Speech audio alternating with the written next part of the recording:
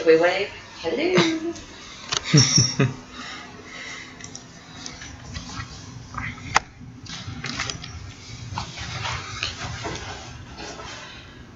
Imagine this. You're at home playing your favorite video game with a friend. You think to yourself and say it's the best looking video game with tons of content to play. Your friend disagrees. Or that someone says that the video games are bad for you. A lot has changed in the world of video games, whether it be a console platform or a PC, retro or new. How did video games start, and where are they today? Today I want to tell you about how it started, how it is now, and how they can be in the future. Let's start with the beginning and where it all started. Where did video games get their start? When did they gain popularity to start the age of video games?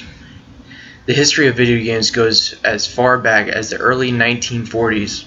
The first electronic digital computers were developed to aid Allied war effort against the Axis powers during World War II. Academic computer scientists began designing simple games and simulations as part of their research after the war. These were separated into three categories: training and instructional, research, and demonstration programs meant to entertain the public. Video games did not reach mainstream popularity until 1970s, 1980s, when video arcade games and gaming consoles using joysticks, buttons, and other controllers, along with graphics on computer screens and home computer games, were introduced to the public. After the crash of 1983, due to low-grade content video games started back up and had progressed to 8, 16, and 32-bit games and respected consoles during the 3rd to 6th generations of consoles. Now that we got a glimpse of the past, let's move on to the present. How are games different from the past? Though we have developed the 64-bit to HDMI capabilities, some of us still play retro games. Retro being games that use either a cartridge or is reprogrammed into the system in the style of an arcade game, or an older game that has been converted into a new age system such as a CD. New games that are developed now consist of normally an open world system, which entails that the player has free roam around a huge map and can complete objectives in the game the way that they see fit. Games like World of Warcraft, Ghost Recon, or the new Legend of Zelda. But one argument is that highly anticipated games do not have as much content as they used to. Games like Call of Duty, Battlefield, and other shooter style games mainly consist of a campaign and then multiplayer.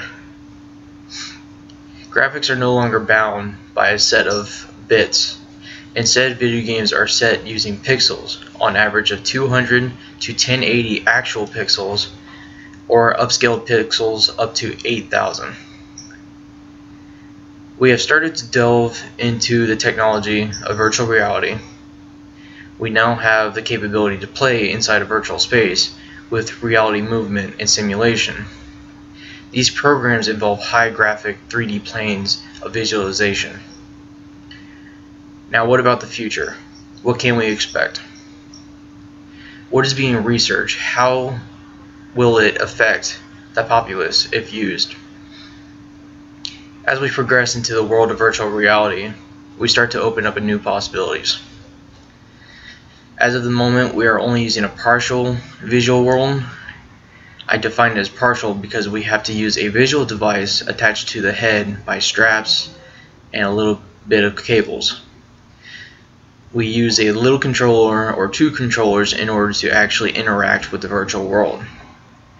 But what about the near future or far future? If we continue as we are, we can develop a full virtual reality system. This full system has been mentioned in a number of shows and animes. In Sword Art Online, they use Nerve Gear, which is a full dive system. The gear uses a helmet that stimulates the user's 5 senses via their brains, where players in the game can experience and control their in-game characters with their minds. Another example is from the hit TV show Futurama. The show makes various references to virtual reality, the first being where we are now, a simple headgear that lets us see what is not there, in Season 1, Episode 2. The second scene in Season 2, Episode 13, Season 3, Episode 4, and Episode 15, they use an enhanced module system that allows full movement in an area to be projected by the helmet, seeing a full virtual world rather than a limited program. The third type is shown in Season 7, Episode 10, similar to the full dive system of Sword Art Online references, but utilizes wires and transmitters rather than just a simple helmet. If these were to be developed into video games in the future, this technology can change how we live.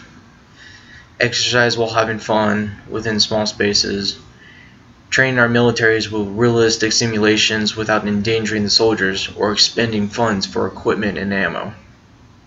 It could even help the education system by allowing those who cannot attend in person, such as those who have been hospitalized or are in treatment for cancer, to be able to see and interact in real time with the class. In conclusion, I have explained a little bit about the past to show the difficulty of starting the technology, where we are in that technology, and where we are heading in the technology. So when you hear your friend talk about a game being the best, or that video games are bad for you now, you now have some knowledge of where we have been and where we are heading. Thank you.